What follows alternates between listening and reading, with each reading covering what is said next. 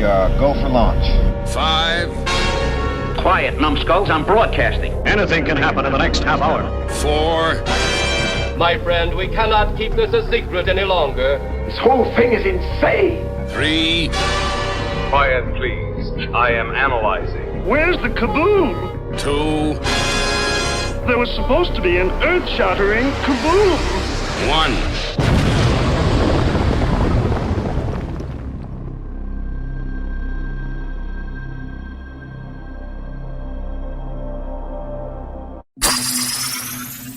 Greetings, my fellow galactic travelers, and welcome back to Planet 8. This is your mission commander Larry speaking to you from our hidden base. Chief Engineer Bob is here by my side as always in the command center, and circling Planet 8 in our orbital spy satellite is Reconnaissance Officer Karen. And on this episode, we're not sure what the title's going to be, but we're going to be talking about Ray Harryhausen, his first 4 films. The king of Dynamation. Straight away, let's kick it over to Bob. Chief, take it away. Well, sort of the idea behind this one was just to cover Ray Harryhausen's black and white films, those first 4 films that kind of launched his career, got him on his way. Yes, he did Puppet Tunes. Yes, he worked on Mighty Joe Young, but these were his movies when he was responsible for the technical effects, as they're called in the credits. So we're going to be covering Beast from 20,000 Fathoms, It Came from Beneath the Sea, Earth versus the Flying Saucers, and 20 Million Miles to Earth. So we're going to cover those 4, and then we'll kind of, at the end, we'll let everybody know what our favorites were in there. Or our favorite. So I guess we'll kick it off with the first one, which was Beast from 20,000 Fathoms, which was 1953, I believe. Yep. And yeah, it had sort of an interesting start because Ray basically wrote a treatment, wrote a story, and then his buddy, Ray Bradbury, at the same time had a story in the New York Post that was called, it went by a couple different names. Yeah. The Foghorn was one. I think Beast from the Sea, I believe, was another. And then it also had this title, right? Fathoms. So even though, I mean, if you've ever, have you guys read that story? No. No. Basically, it completely centers around this sea monster who comes to shore, and it takes place from the viewpoint of a guy in a lighthouse. And it's the foghorn of the lighthouse that like calls out to the sea beast, brings it out to basically, I don't know, mate with the lighthouse or My. So eventually he ends up destroying the lighthouse, but that was only one small scene in Harryhausen's story. Right. But because it was there, he talked the studio into buying the story from Ray Bradbury.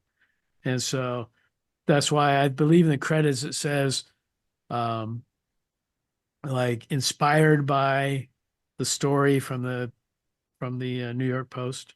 Mm-hmm. And I think when they bought it, then it was named the same as the movie, so it could be a big tie-in and everything else. But it was really just that one little scene from the movie that was the basis of the entire story. But it was enough to make Ray Bradbury some money. So Yeah. I'm sure he was happy. But yeah, that started a long time friendship basically between Ray Bradbury, Ray Harryhausen, and Forrest J. Ackerman.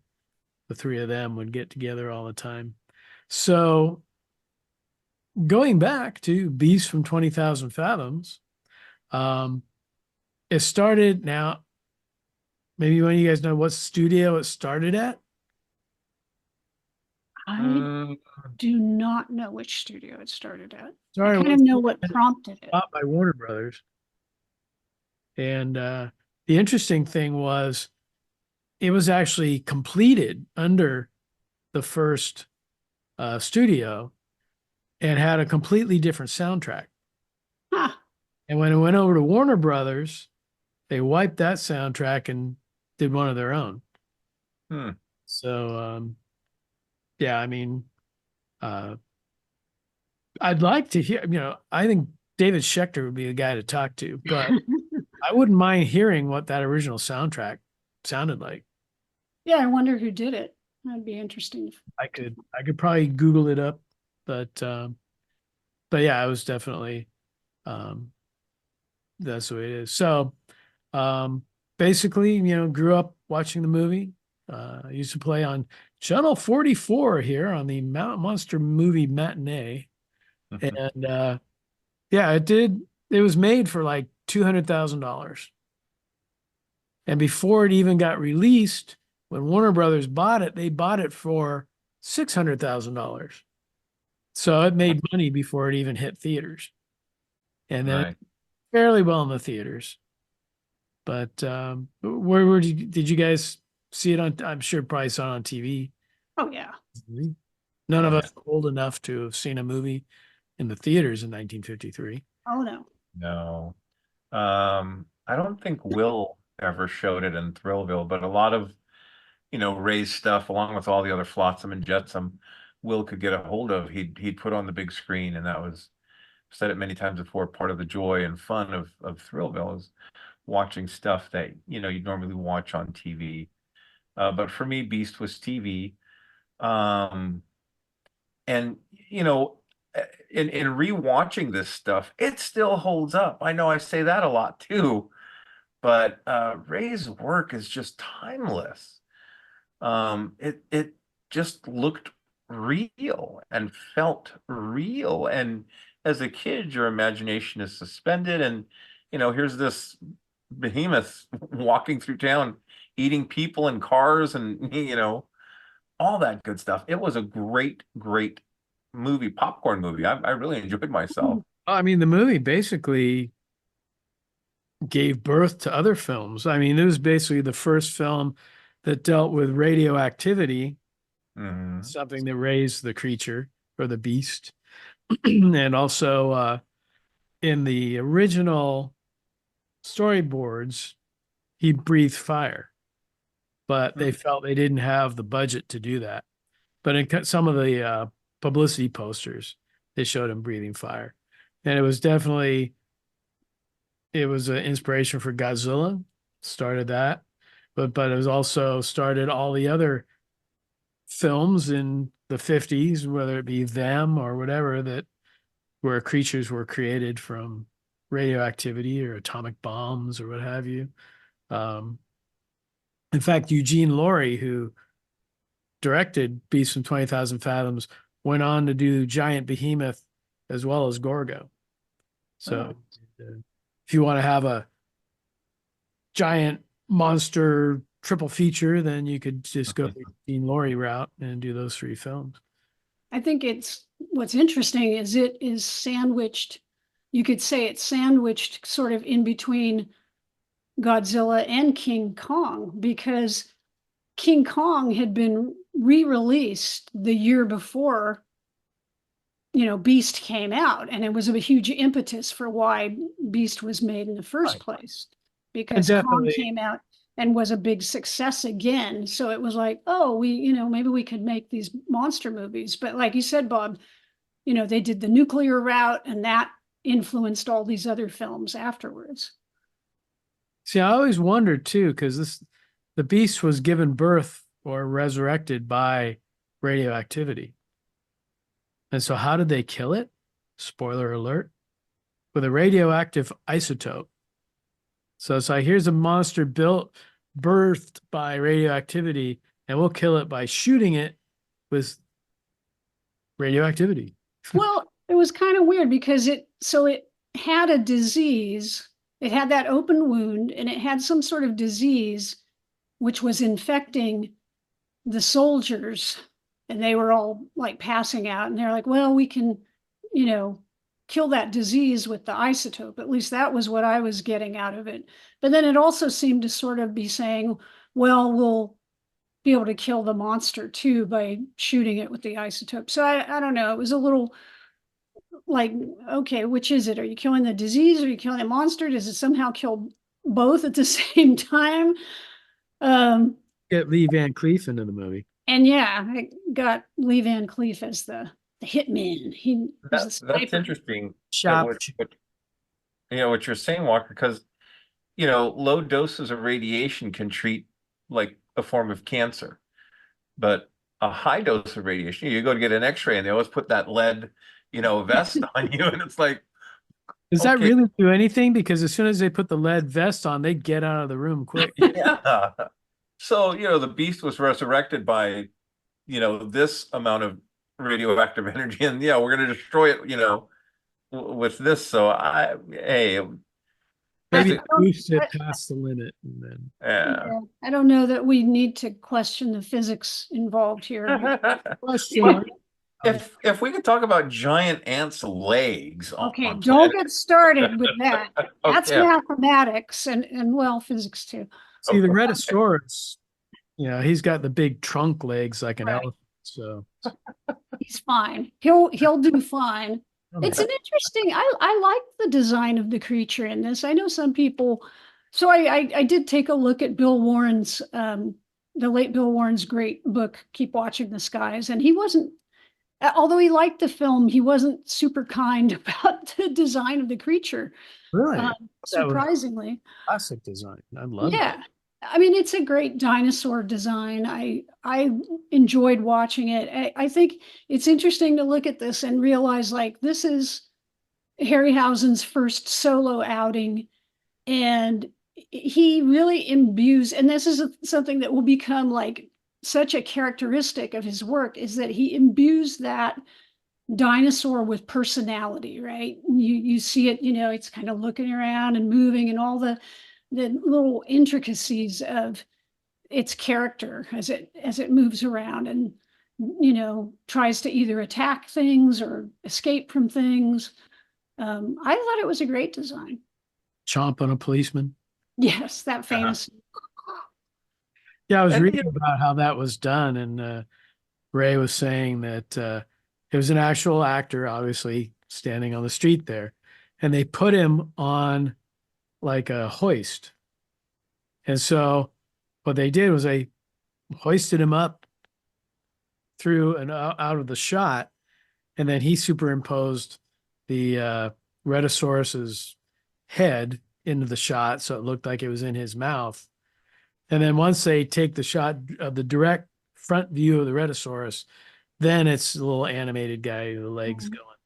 But in order to not have to animate a complete figure, they just used an actor, and then when all it was showing was his legs, then he just animated those. But there was an interview, or maybe it was behind the scenes, or not behind the scenes, but the Like a special on the what's it called when they talk over the movie?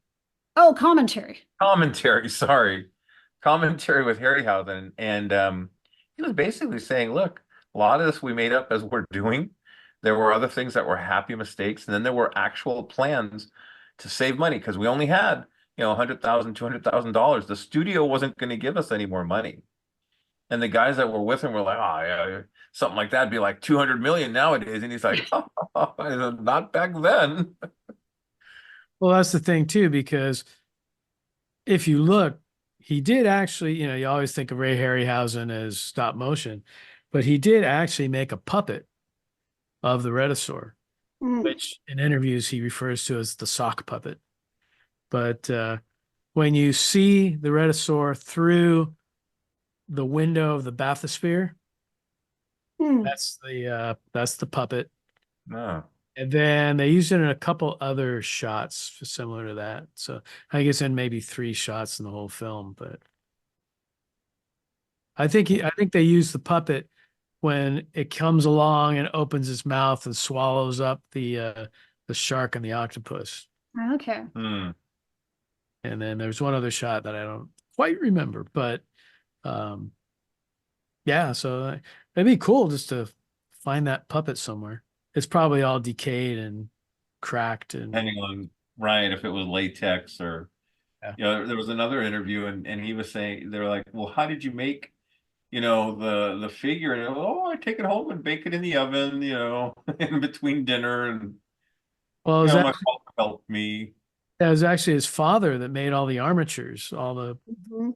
basically the metal skeletons inside the creatures, and was just basically like pieces of metal with ball joints, and he'd do the skeletal structure, and then Ray would come in and basically put like cotton over it and then latex over that.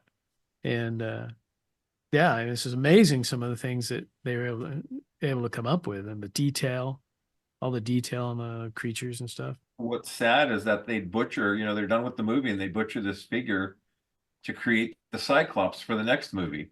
Yeah. And then Actually, butcher, the beast was made into the dragon from Seventh Ooh. Voyage.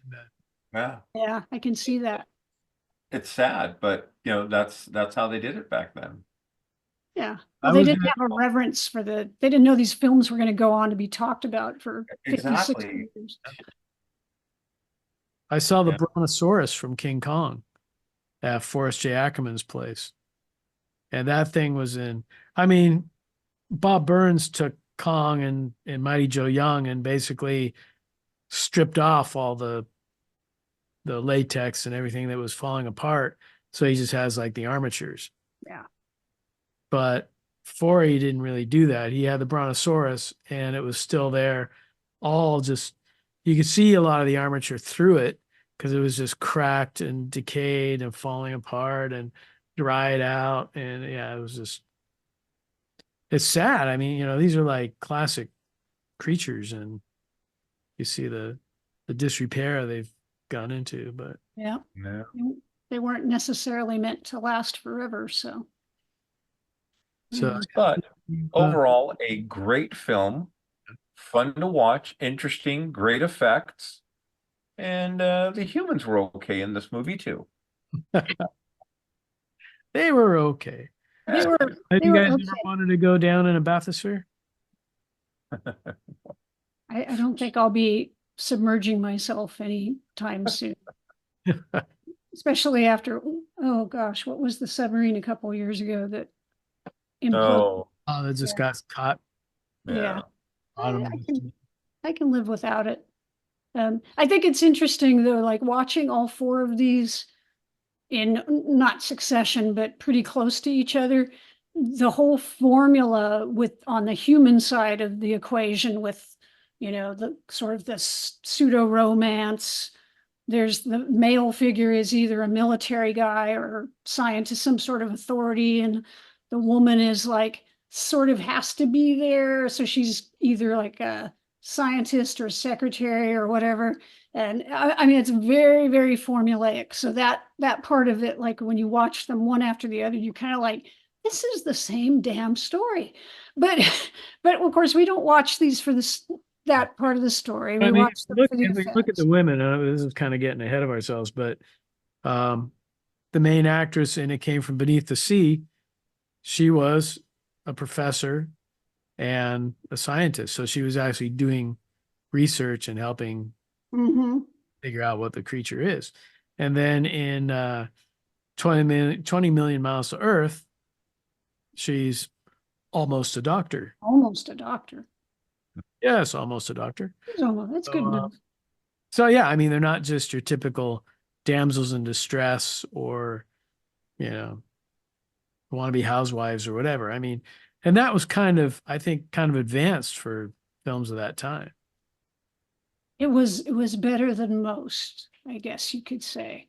Is there a doctor in the house? They had to have a reason for having them there, and I guess they couldn't always just be a secretary or a wife or something. So I think coming up with like, oh wow, she's actually a marine biologist, or oh, she's a doctor almost, makes it a little more interesting.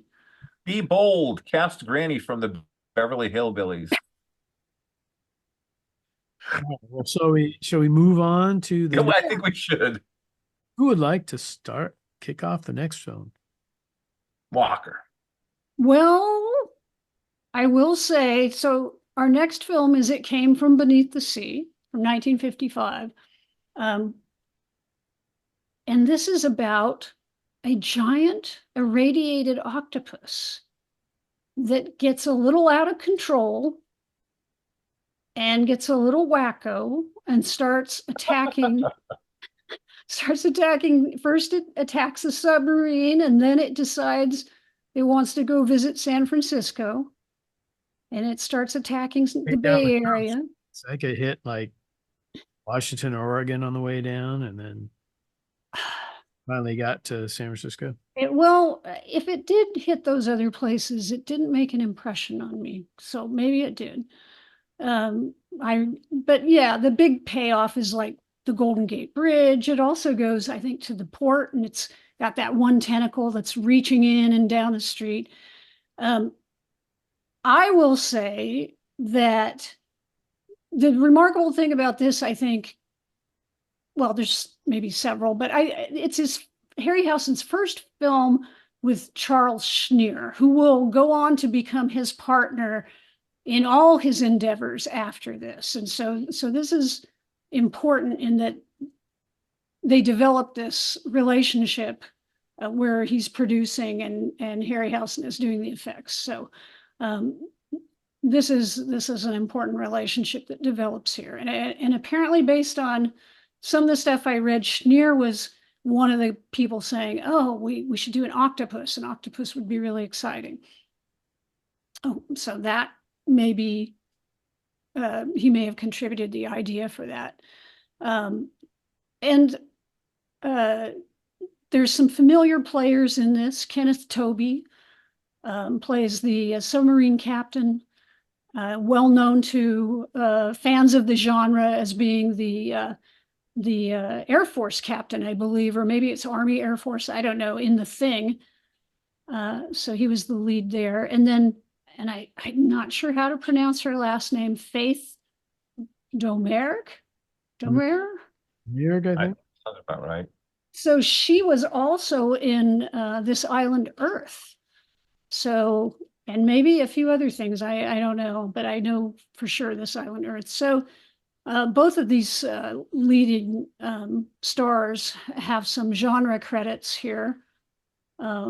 And very, when you see them, you're like, oh yeah, I know them. I've seen them before. So yeah, this is the octopus movie, I think. And of course, I think everybody knows that Harryhausen, due to like budget limitations and time limitations, only put 6 tentacles on the octopus instead of 8. So he called it the sixtopus. yeah. Yeah. But if you think about it, when he's coming out of the water, you only see whatever tentacles are reaching out of the water. You don't see, Right. no, unless they did like a aerial view of him, you wouldn't see all 8 tentacles. So 6, 8 doesn't matter. The way that it's shot and the way that the camera angles are on the octopus, it's you'll never know. Yeah, I think he was more concerned about it than anybody else. And then Oh, he yeah. would do just one big tentacle, Yeah. which he used to basically do the ferry building and go down Market Street or whatever street he was going down. But it was funny because Ed Godzieski, who has written numerous books on Godzilla and all the different Japanese films, audio commentaries, everything, he would come into town and I'd always take him to a Giants game. So we were driving down Market Street to get to the ballpark. And right at the end, you can see the big clock tower building. Yeah. And yeah, I've driven down there a lot of times. I don't give it half a thought, but as soon as we got to that point, he's like, It came from beneath the sea. And it's like, oh yeah, yes, it is. But but yeah, he was totally amazed. Oh, look. So I had read that there were rumors that sometimes certain directors felt that Harryhausen overstepped or tried to direct the film, because he'd go out there and he'd be like, well, the thing's gonna attack this and kind of look like, what Harryhausen said, it was meant to be a collaboration. Look, I'm filming this stuff and this is how it's going to look, and so this is the angle I would recommend so that the film fits together nicely and people don't see the left side of the bridge and then the right side of the bridge. It makes sense. Yeah, the other problem was they were shooting around San Francisco and they could not get a permit to shoot on the Golden Gate Bridge. Yeah. So they ended up putting a camera on the back of a bakery truck and just drove back and forth over the bridge like half a dozen times, getting whatever shots they needed as they drove. And then they got everything that they had to get. But yeah, they had to do a little sneaky. Surreptitious filmmaking. Guerrilla filmmaking. Yeah, at its best. Yeah.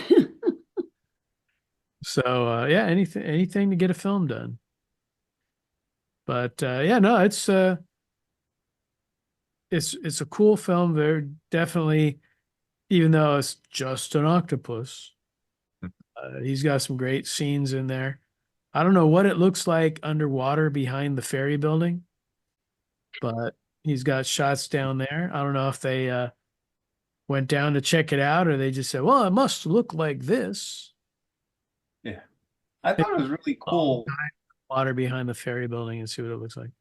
It's really cool to see the ferry building. How much has it changed then to now? And, the streets of San Francisco, then and now. So that was fun for me. Mm-hmm. Well, San Francisco has a lot of older architecture and things. So there are still some buildings in there that haven't changed since back then, that have been around since before that. So, well, they didn't show it, but like the expressway that went down in the Loma Prieta, after the Loma Prieta earthquake, it like changed a lot of the city, Yeah. But again, not in this film. Anywho, how many films have you seen that have a giant octopus terrorizing a town? I mean, I know it has to be the first and probably the best for my book. I've seen a lot of movies with octopuses, giant octopuses in them, but Really? octopi, I guess. I've But seen maybe 2 or 3, but I don't know if I can think of another one that stars a giant octopus.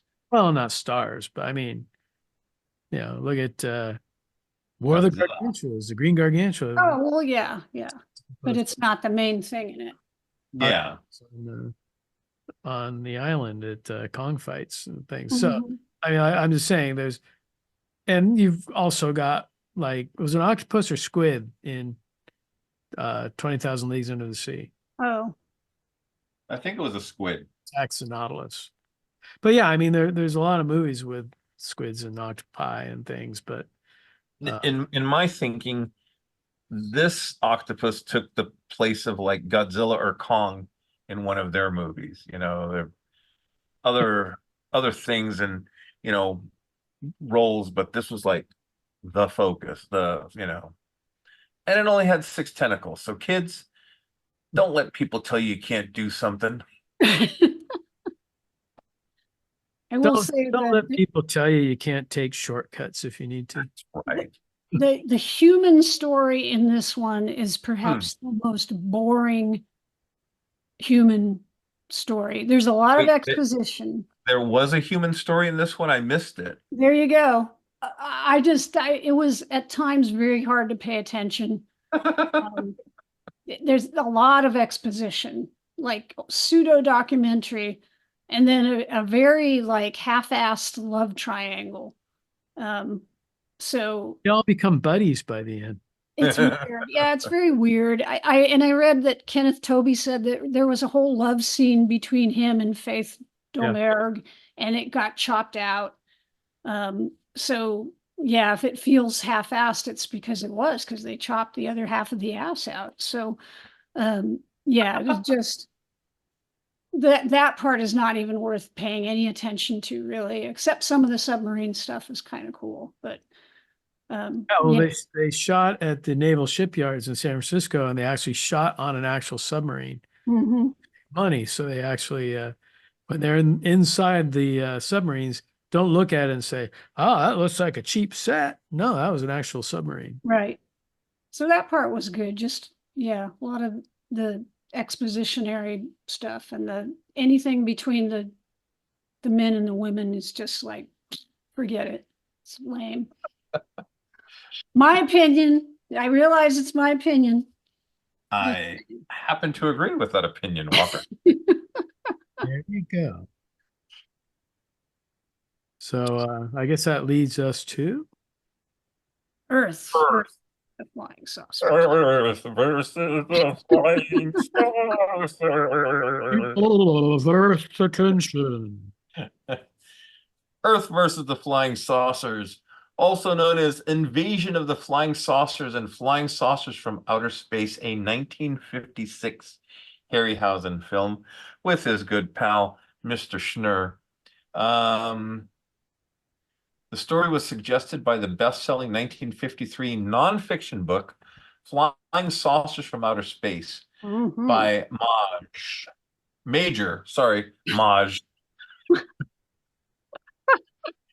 Sometimes The we mission record. commander is sleep deprived, so forgive me. Major Donald Kehoe. The film was released as a double feature with The Werewolf. That is such an odd combination to me. You Two know? Bob, really good did movies. you see But yeah, I don't know if they quite. Bob, did you see this one at the theater or the drive-in? No, not me, man. Okay. Oh, he would have been little still. His parents could have, Probably. Come on, I'm not that old. the- what was really weird for me is scientist Dr. Russell Marvin and his new bride Carol. They're driving, and this huge freaking flying saucer like appears right on their tail. You see it in the back of their car, Mhm. and they're like, "Oh, the car!" And apparently these saucers are going to invade our Earth. I think there was an article in Variety or someone reviewed the film and said, yeah, the film was okay. The star of the film was the flying saucers.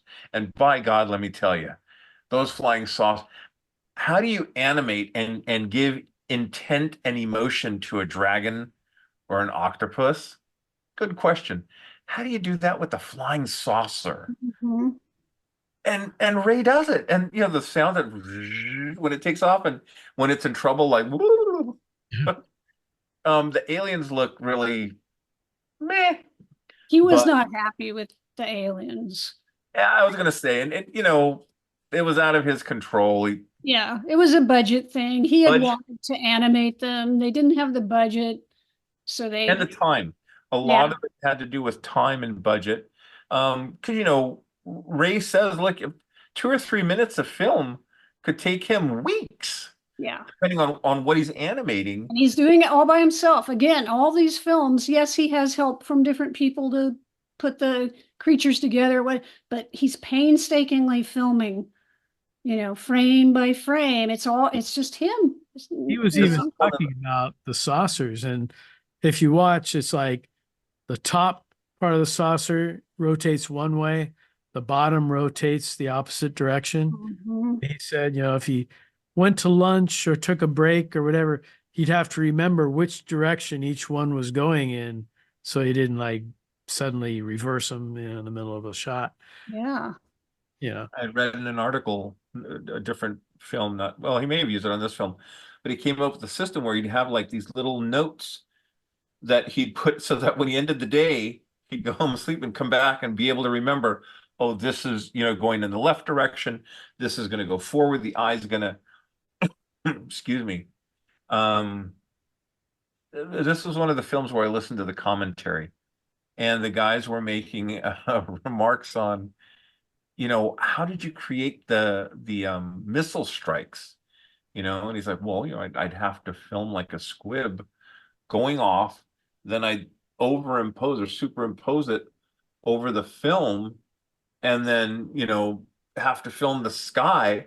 And they're like, well, how did you, what was the moon? How did you? It was a black velvet, and we just drilled a hole in some plywood and shone a light. And it's like, right, here you are making this like movie, and you're creating this stuff that many, many special effects people used in their films after this.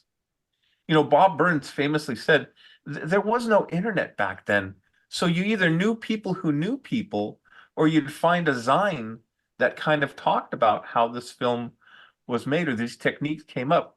The guy was giving Ray a hard time, and he's like, "Oh, you'd animate this stuff for however many hours, then you'd wind up at the Brown Derby later that night." And Ray's like, "I had to work in the morning. There was no Brown Derby. I went home, saw what pieces my father had baked in the oven, and ate dinner and started the day anew." Well, too, if you look at those shots, I mean, he would say that he'd do a pass through the camera and he would shoot something, but he would mask off part of it in black. And then he'd run the film through again with the other parts in black and another piece in that black area. So it was like, you can't just take a computer and throw it in or use layers of film. He had to use multiple exposures. He also did a lot of plates, like Right. Willis O'Brien back in King Kong, where he'd have a back plate, a plate in the foreground, and then something animated in the center. And and a lot of that was just, I need to do this. I need to figure it out. Figure out how to do it. Yeah. Absolutely. The inventiveness of Harryhausen, I mean, even today, with the limitations that he had upon him, is another reason that he's undoubtedly still one of the greatest special effects guys ever, because now, like, you go to a movie now, I mean, we all know how long the movies are, but the credits, my God, if you look at the credits for the special effects, there's like, 200, 300 people doing the special effects, right? You got like a dozen different effects houses. Right. And each Right, one they call them has houses. or two effects, and then they put them all together. But yeah, and then each effects house has like 50, 60 people there working on this.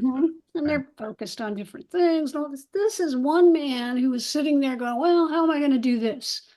And so he's just pounding away in his little work area, trying to figure out how to make it work, and the patience. And yeah, again, this film, it's funny. I really like this film, but I know it's not necessarily the best example of his work or characteristic maybe of his overall career, right? Because it doesn't feature creatures. It's not a typical Harryhausen film. But like Larry, like you were saying, though, the care he gives to these flying saucers to sort of imbue them with characteristics, so when they're flying, they're not just cruising around. They do whoop, whoop, they go down and up and they bounce away from things, and they almost seem like living things in the way that they behave, and then the aliens. Go ahead. I was going to say, then when we get to the later part of the film with like the destruction in Washington and the care he takes to like animate things falling, pieces of marble and stuff, it's out the roof. I mean, it's crazy. I never knew he used like wires to have the building pieces fall so he could control. Even that was dynamation. I was like, Right. Oh, yeah. one of the cool things, right? And very effective filmmaker. One of the cool things though is with the flying saucers going, you never see the aliens flying in the ship, but later films by other people always show shit. Whoa. Well, if you look at the saucers too, on the under part of the saucers, they're like 3 nodules beneath there. And that's actually where he attached the wires. And See, that's cool. to have them floating around and things. But yeah, I mean, even like there's the one part where the Washington Monument tips over. Yeah. And lands on the ground. And that was, he could have just taken a model and just, pushed it over or whatever and filmed it. But no, that was all stop motion as well. The Paul Frees voice aliens, and that was the whole distortion part of it. There's an episode totally not well, it's kind of related to this of the Flintstones, where there were these aliens that made robots replicas of Fred. And Fred at first was like, "Oh, cool! I can go bowling, and this robot's going to go cook for Wilma." And the robots would say "Yabba Dabba Do," which to me they didn't say it, but was a throwback to these aliens. Very cool, little subtle homage to this film. And like you said, Karen, no creatures, no flying saucers, and the aliens have this like force field, electrical like shield around their ship, and when they walk outside the ship, of all things, bullets kill them. So it was like, just wait till they leave their force field. In metal or something, and then Yeah, it is. I'm like, okay, well, they had to end the movie somehow. They had a really, I think they had a good story with this one. Oh yeah. It was interesting, and like when they got on board the UFO, I mean, this was made at the height of like the UFO craze.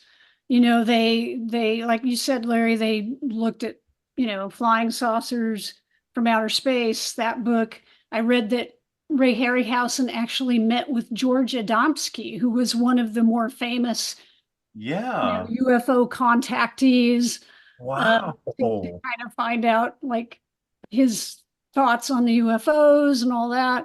So they were doing their homework, and obviously, this film influenced a lot of others. And I think one of my favorite scenes, and it's not a Harryhausen scene, but when they're on board the UFO and they're talking about, and I wrote this down, their infinitely indexed memory bank. And they've taken the memories of the female character's dad, who is a colonel, and it's in our infinitely indexed memory bank now, and we have all his memories and thoughts, and they show the brain inside the guy's head glowing, and it's that kind of stuff that I just love from these 50s sci-fi movies. That was a wild scene too, because at one point when they start fighting back, there's the one woman's father, and then who was like an army general or whatever, and then there was another military guy that had been captured, and they just drop him out of the saucer. Yeah. Yeah. Guys just falling to the ground, and This to me was a great example of a science fiction movie. There's always like an army presence or a government presence, but they made a lot of this stuff up, and it's fiction. It's science fiction, and it works. You suspend your belief, certain aspects of reality. So, I think this still holds up today, even the story. Well, it's a lot of fun, and it has certain things in common with War of the Worlds too, which is interesting. Definitely. Well, let's go ahead and throw it back to Bob for our fourth and final of the big first four Ray Harryhausen films. Bob, take it away. Well, the fourth film is 20 Million Miles to Earth, and holds a special place in my heart because our very Bay Area Film Event's very first show was the Dynamation celebration over in Alameda, and we showed 20 Million Miles to Earth and Seventh Voyage of Sinbad. So technically, 20 Million Miles to Earth is the first film we ever showed under Bay Area Film Events. And this one has one of my favorite creatures, the emir. Although they never refer to it as the emir in the movie, much like they never call the beast from 20,000 Fathoms the Rhedosaur in the movie. But yeah, it's basically a rocket ship crash lands in Sicily on its way back from Venus. And there's only 2 survivors, one of whom dies in the hospital. And basically, there's also a gelatinous mass that Pepe finds and trades to a local scientist that so he could get 2 lira, so he could buy a cowboy hat from the great country of Texas. That's right.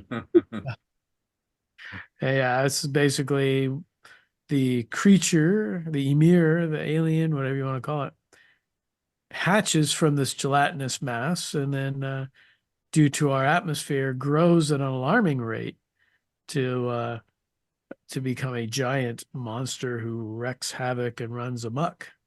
But I think this one, if you want to talk about imbuing personality into a monster, into a creature, this one is probably the best example.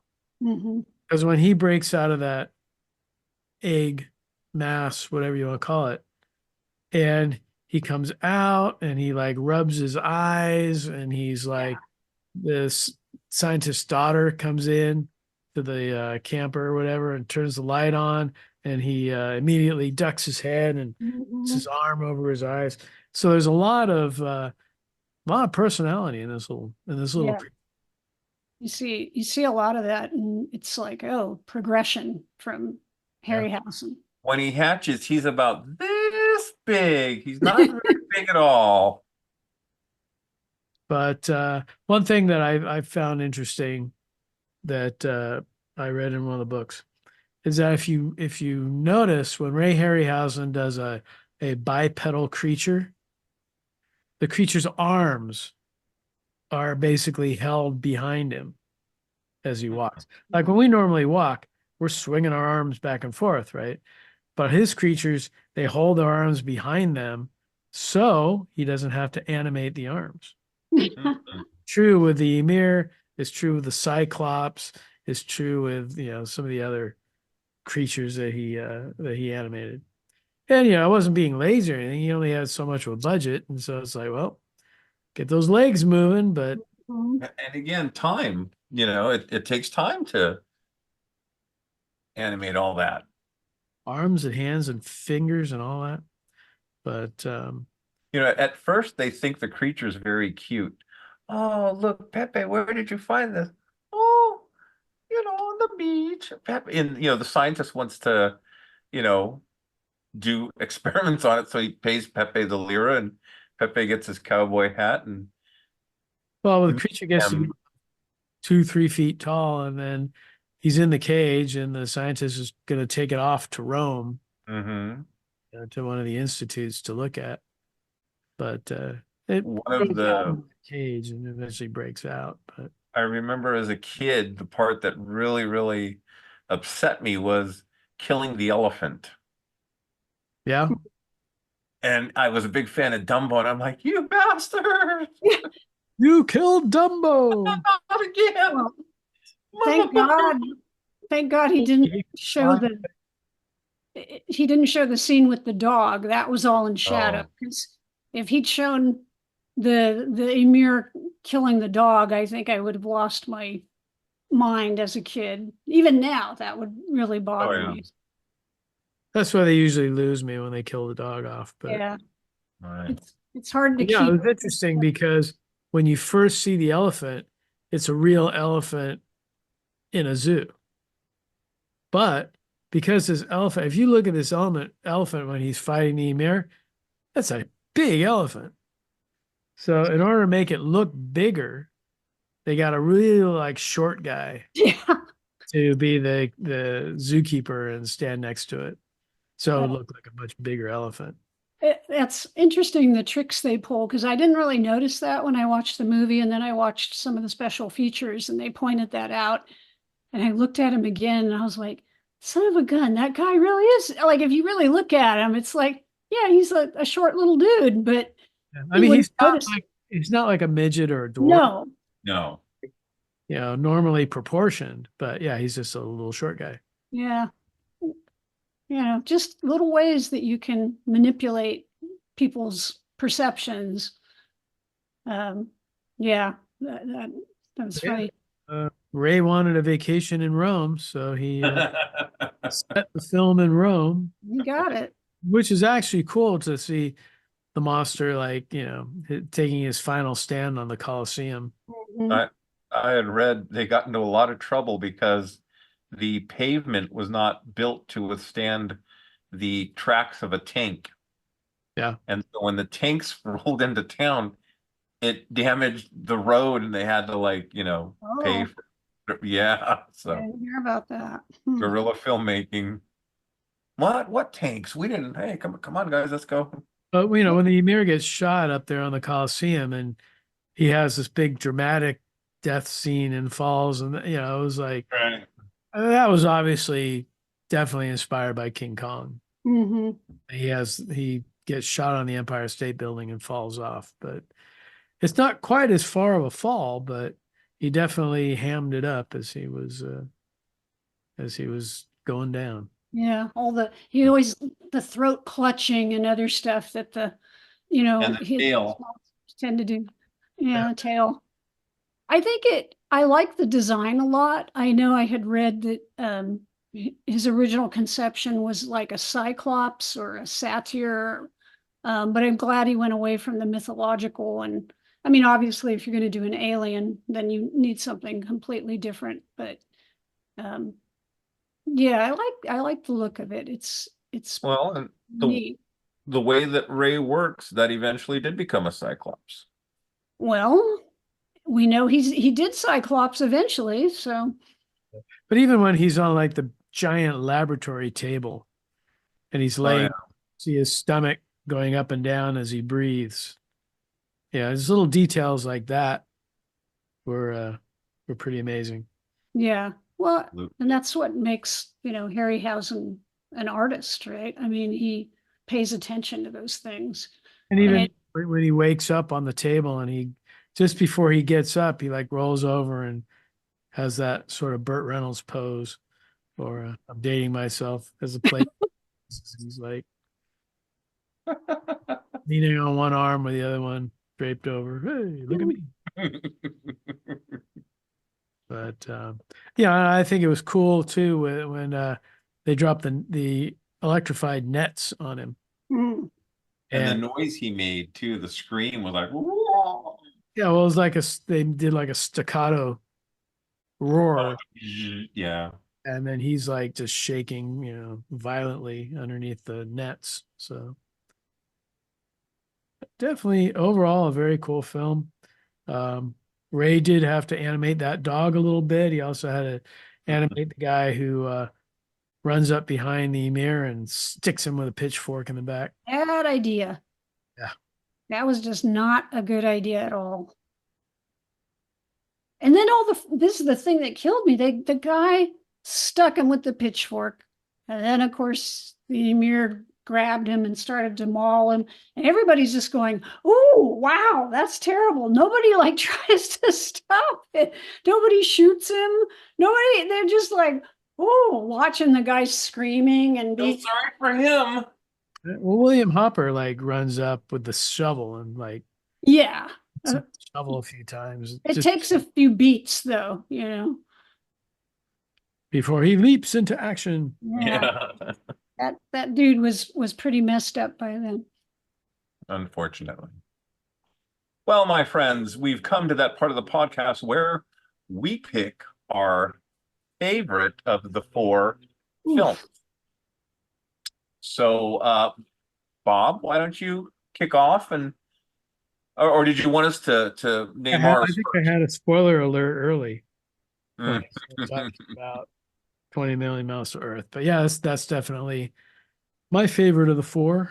I think it's just such a classic creature, and the personality that Ray imbued in it was just amazing. And the people parts, William Hopper and Miss Almost a Doctor, that was all that was all good. And taking place in a Sicilian fishing village, and you've got the fishermen and things there.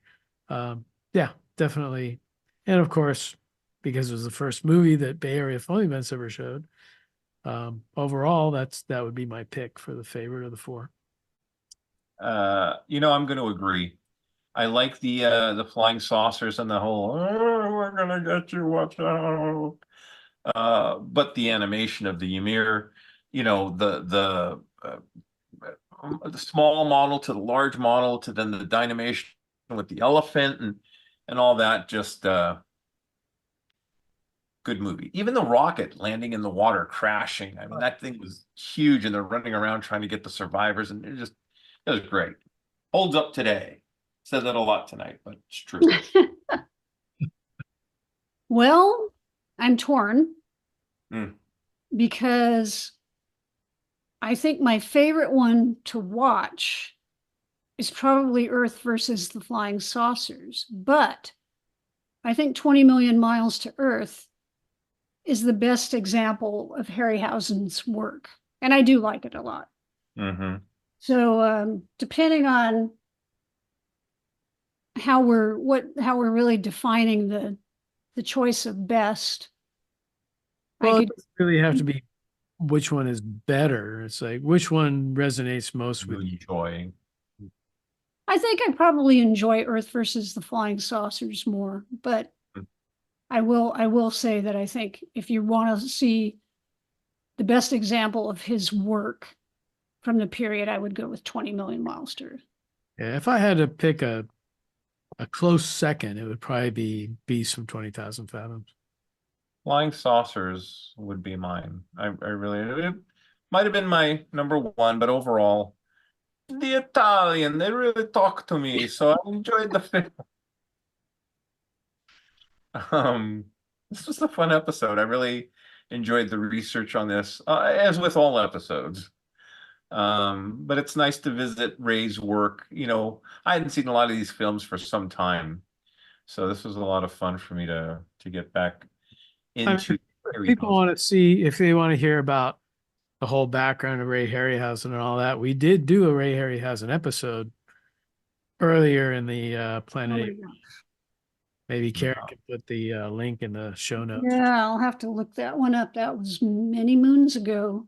Many moons ago. No video, I don't all even know audio. if there was Season video. one.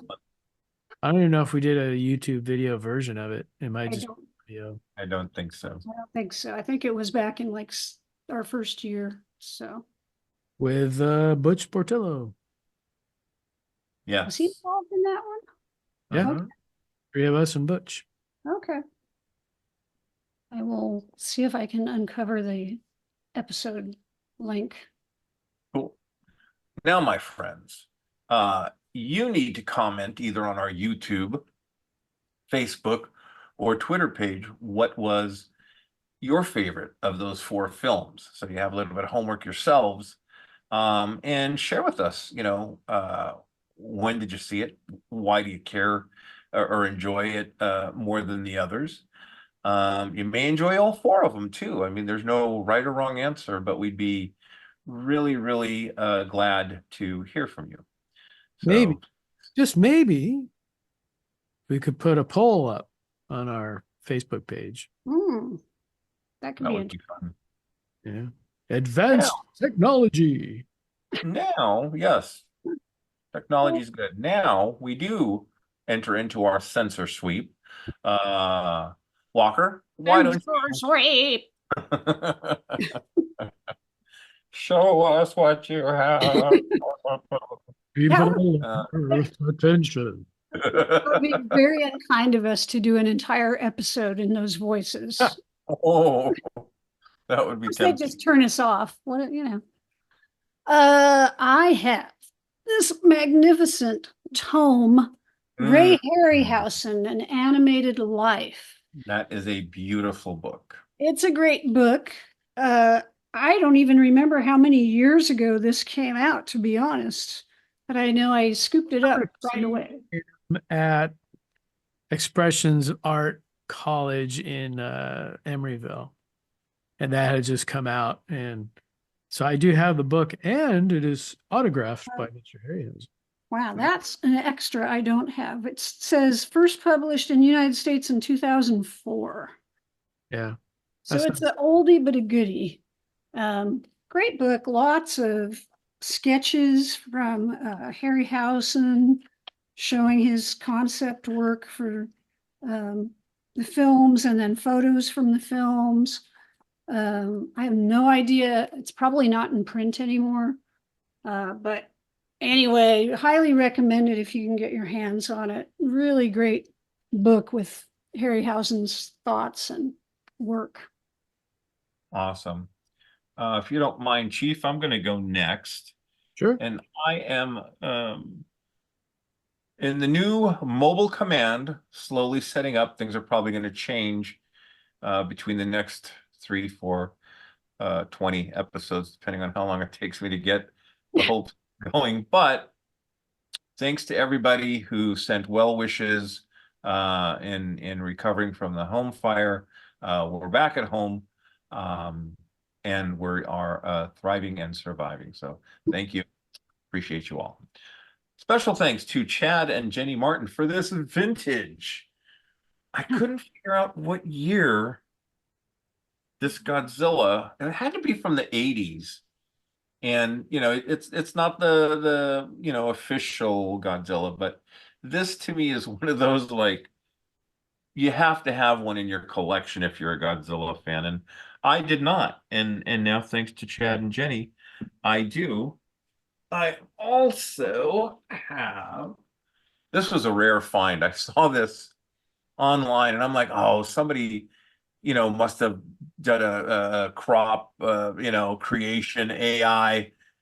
It is the Squiddly Diddly. Let me see if I can get the reflection. For those of you on Facebook, Squiddly Diddly Surfin' Surfari. See, if I do this, you see Bob and Karen in podcast land. But So yeah, but anyway, this is cool. It's framed and we'll eventually go up back there. now, did you get the Diddly Diddly Surf and Safari? Was that what it is? Squiddly Diddly Surfin' Safari. Good luck finding it on eBay because I've been looking, and it finally came up maybe a couple months ago. Is it like surf guitar stuff or what? Surf guitar stuff. Yeah, cool.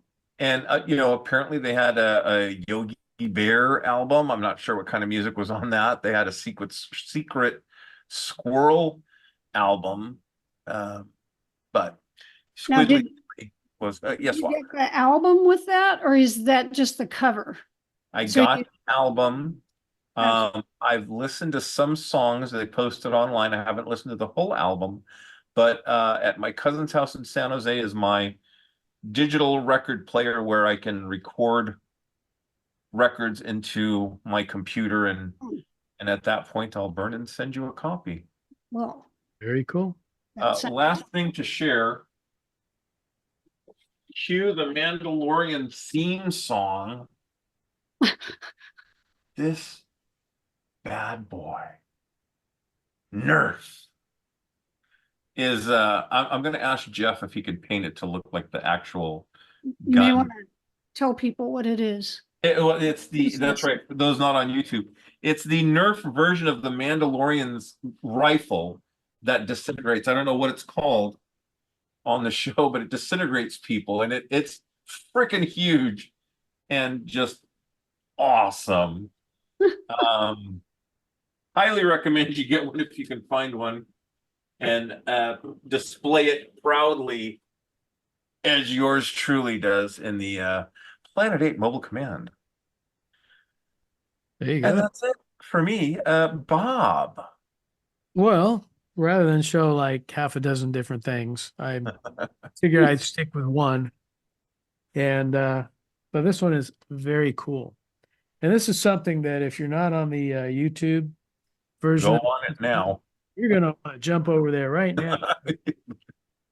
This is the X Plus 30 centimeter Shin Godzilla. And if you're looking at it, you can see that it's in various shades of brown and purple and what have you. But the coolest thing about it is not only does it light up, now I could light it up, just boom, the whole thing's lit up. Or the cooler thing would be go the other mode.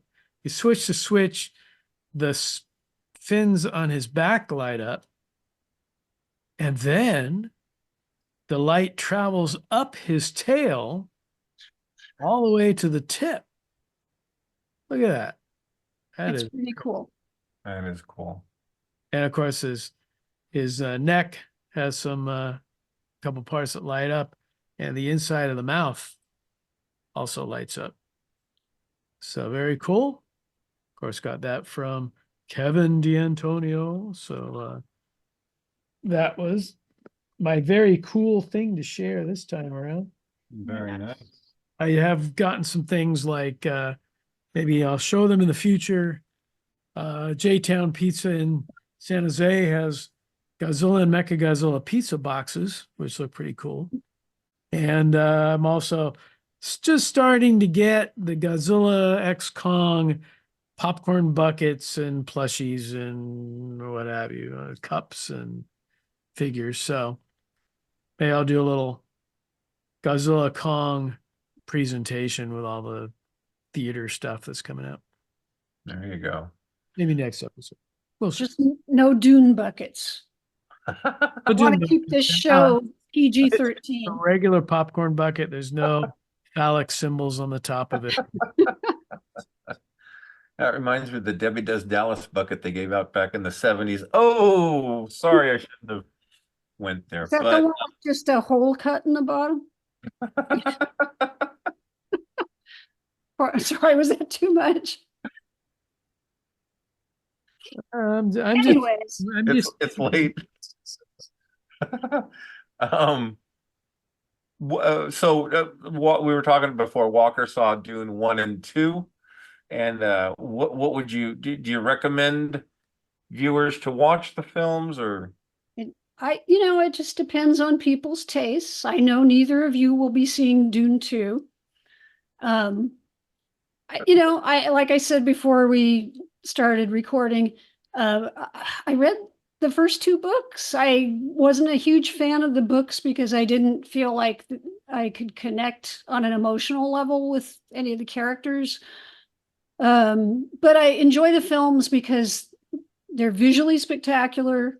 I do enjoy sort of the scope of the stories that they're telling.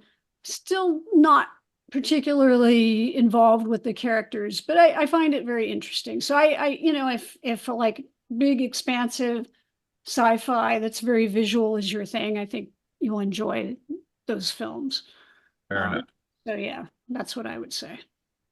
Bob, have you seen anything recently? Have you? Well, we started dabbling into Pennyworth. Oh, I saw some of those episodes. Yeah. It's, spy intrigue type stuff, but it's basically Alfred before he becomes the Wayne Butler and Right. his previous life. And then Interesting. first 4 episodes of Walking Dead, Those Who Survive, the return of Rick and Michonne. Very good. In fact, we just watched the 4th episode and it said 2 episodes left. I'm like, what? It's over already? Come on. Just do 6 or 8 episodes now. But That's cool. I'm finishing up the what's that? what's that?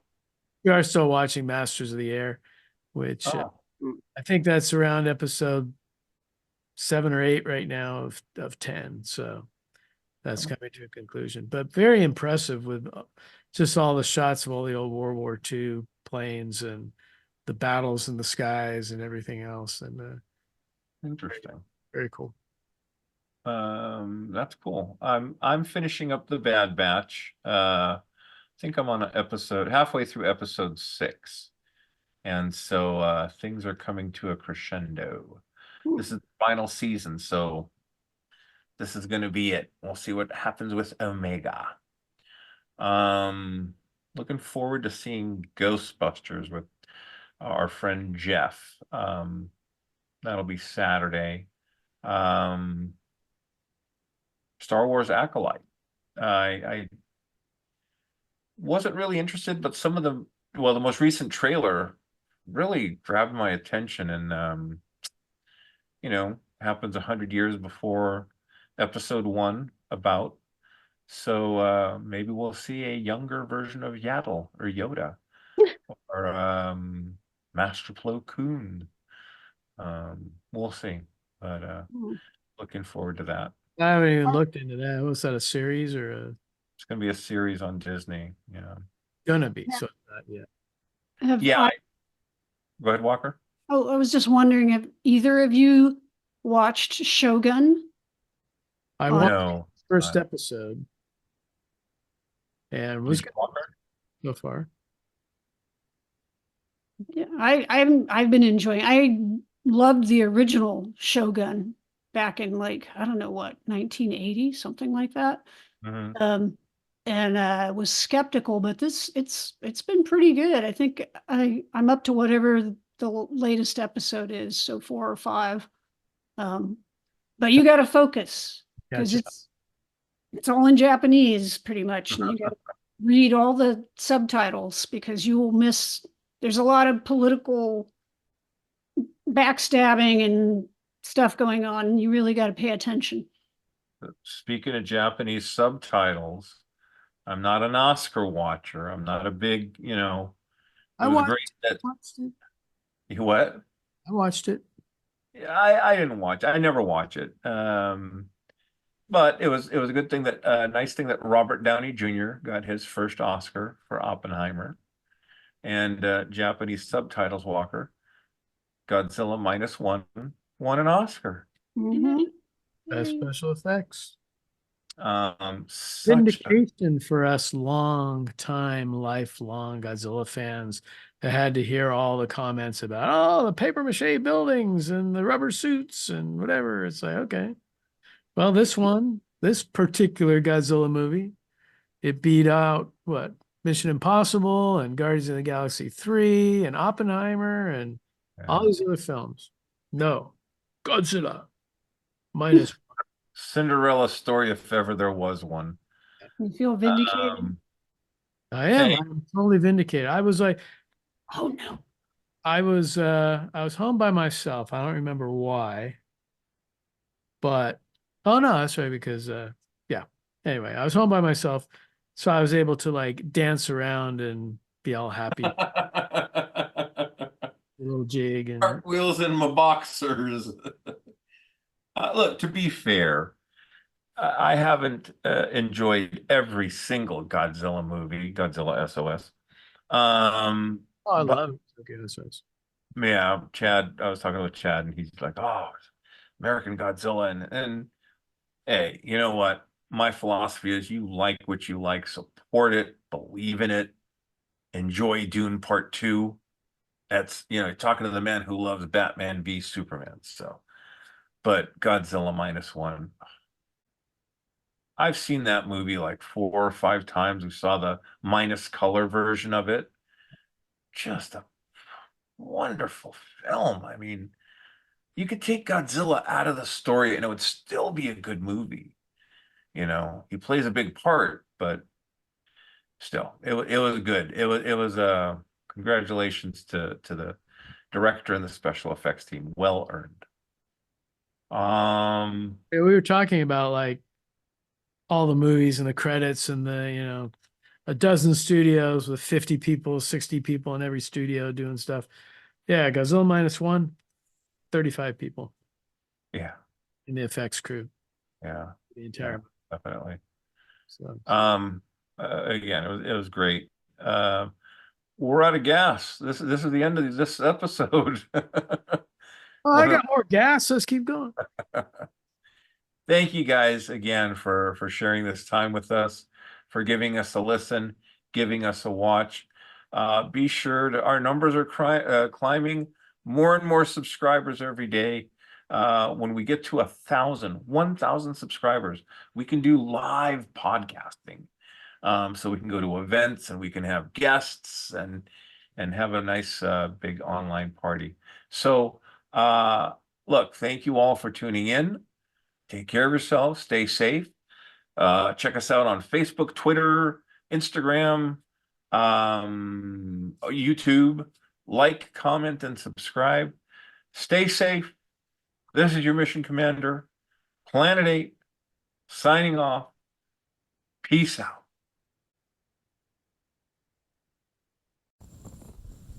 On that note, this will conclude this transmission from Planet 8. We would like to thank all of our intergalactic audience for listening. Be sure to head on over to our website at www.planet8podcast.com, where you can get more information on this episode's topic. For more conversation, find us on Twitter at Planet8Cast. Or on Facebook at facebook.com/Planet8Podcast.